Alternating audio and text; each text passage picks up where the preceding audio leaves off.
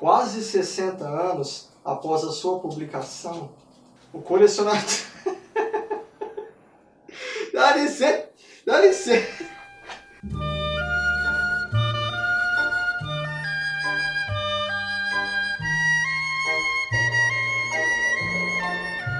Quase 60 anos após a sua publicação, o colecionador ainda segue como um perturbador epítome sobre obsessão e perda da inocência através da narrativa enclausurante e opressiva de John Fowles.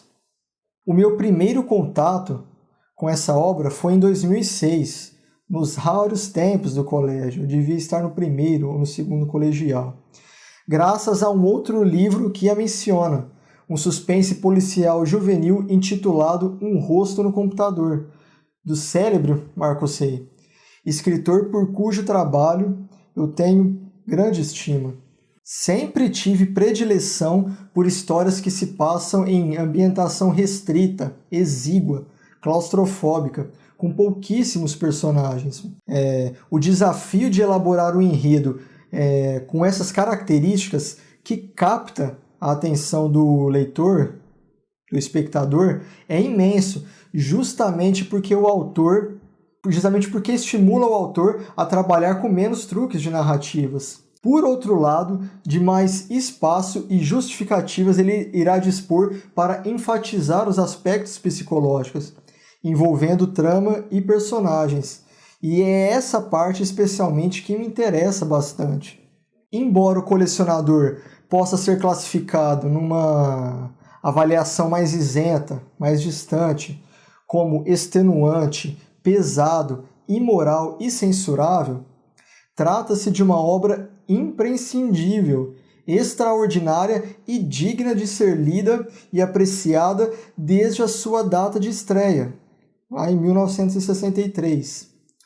John Fowles, que depois do estrondoso sucesso do seu debut editorial, pôde largar o magistério para dedicar-se exclusivamente à carreira de escritor, ele foi e ainda é objeto de estudos literários.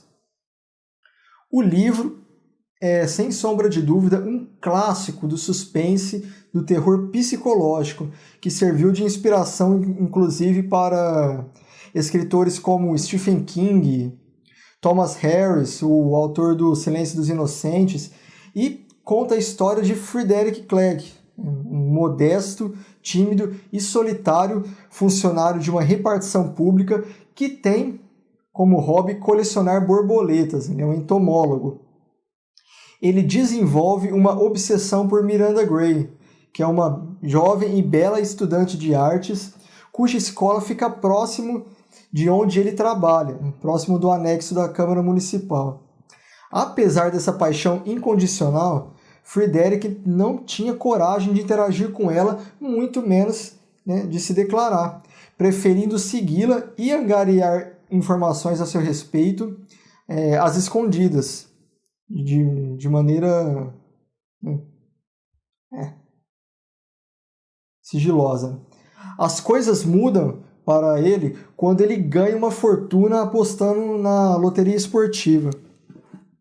Então é a partir desse ponto que ele começa a vislumbrar uma oportunidade de conquistar a mulher dos seus sonhos. Como? Elaborando um plano para sequestrá-la e mantê-la em cativeiro para que assim ela possa conhecê-lo melhor e, subsequentemente, retribuir a sua paixão. Pois ele não imagina outras formas, outras maneiras dele chamar a atenção. Não sei porquê, mas da primeira vez que a vi, fiquei logo sabendo que ela era a única. Não estou louco, claro, visto que sabia ser apenas um sonho, que eu teria sido sempre, se não fosse o dinheiro. Costumava sonhar acordado a seu respeito, inventando histórias nas quais eu a encontrava, em que fazia coisas que ela admirava, em que me casava com ela e tudo mais. Nunca senti quaisquer desejos inconfessáveis. Isso só aconteceu mais tarde, conforme explicarei. Escrito na forma de narrador-personagem, narrado em primeira pessoa, A história nos é apresentada sob duas perspectivas, de Frederick e de Miranda. Dentro dessa proposta, existe 4 macros capítulos fragmentados em pequenos capítulos e com 2 linhas narrativas específicas. A primeira é a do sequestrador, a primeira do Frederick e sua obsessão pela vítima. E a segunda é a de Miranda e sua agonia e exasperação com a situação com a qual é obrigada a conviver. Na primeira parte do livro, que corresponde a mais da metade, Fowles busca dar ao leitor um panorama geral de quem é Frederick, ou Caliban, como Miranda passa a chamá-lo, um apelido por sinal bem apropriado que faz alusão à Tempestade, uma peça aí de Shakespeare, e aprofundar nas suas nuances e motivações. O autor é assumidamente paulatino em relação ao desenvolvimento do protagonista, sobretudo em relação ao seu passado, e isso reflete no modo tolo e pedante como Frederick inicialmente se expressa, o que não deixa de ser uma decisão inteligente e interessante dentro do contexto da trama. A aparente falta de pressa do autor faz do leitor mais do que uma mera testemunha ocular de tudo o que o sequestrador faz por Miranda, de todos os preparativos do sequestro. E coloca o leitor também em sério no papel de refutá-lo socialmente, de abominar as suas atitudes, ao mesmo tempo que compreende suas ideias e a intensidade dos seus sentimentos pela jovem cativa. Na segunda parte, percorremos os olhares pelo diário de Miranda, que subitamente se vê presa a um porão à mercê de um sujeito estranho que a raptou com propósitos claramente aviltantes. Gradualmente, ela começa a perceber a situação em que se encontra e a tentar entender a mente de seu sequestrador para achar uma maneira de se libertar, de escapar. Ela naturalmente passa por uma confusão de sentimentos e emoções enquanto reflete sobre o cárcere, sobre o seu algoz, sua vida pessoal e sobre questões sociais. E por que eu acho o livro fascinante? Graças aos diferentes níveis de tensão sobre os quais a narrativa foi construída. O primeiro, e o mais aparente, está ligado ao thriller em si e à expectativa pelo desfecho. Conseguirá Miranda escapar do cativeiro?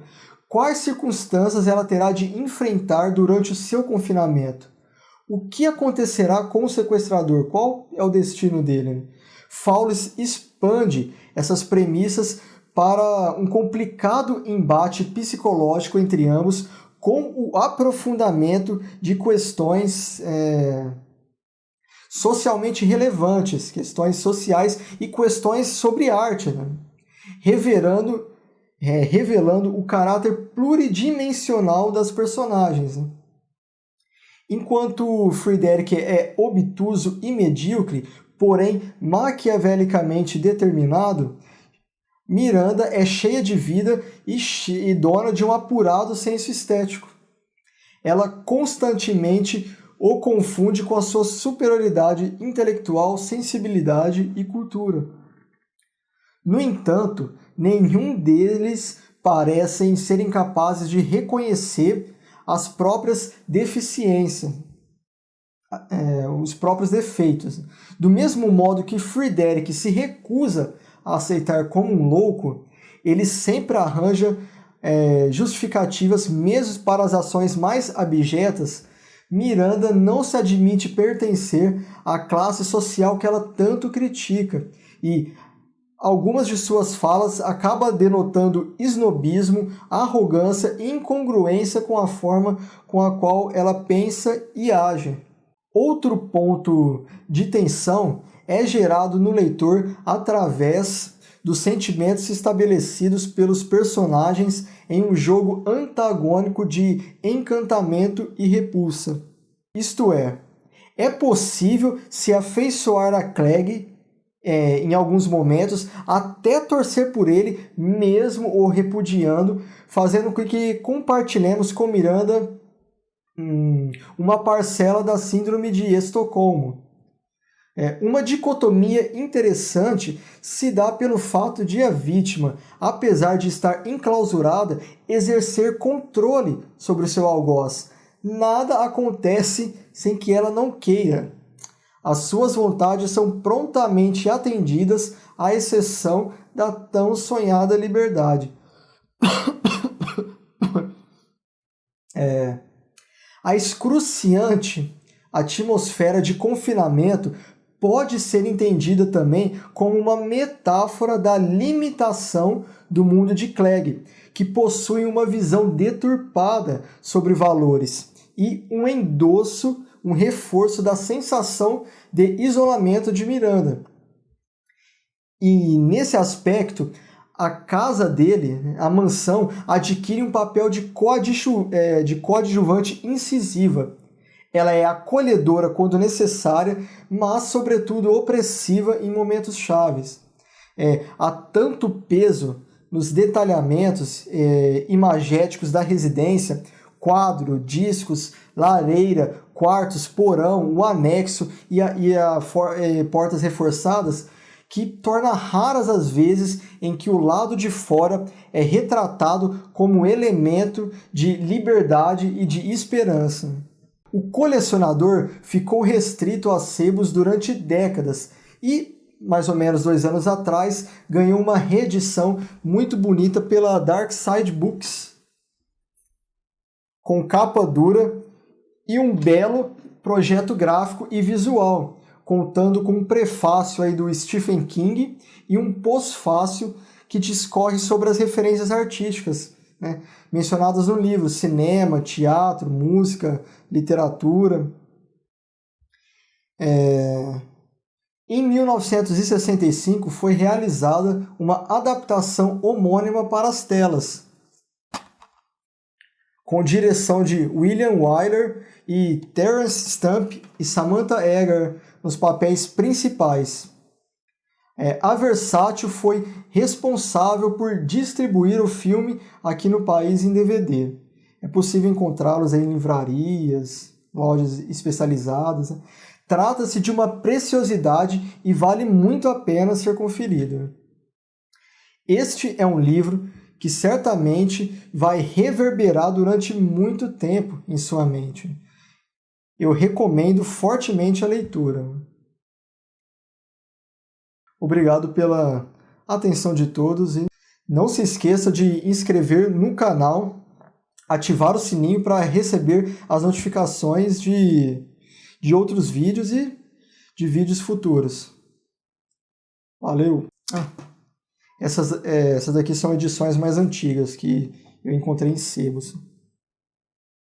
Opa, tá na capa aqui.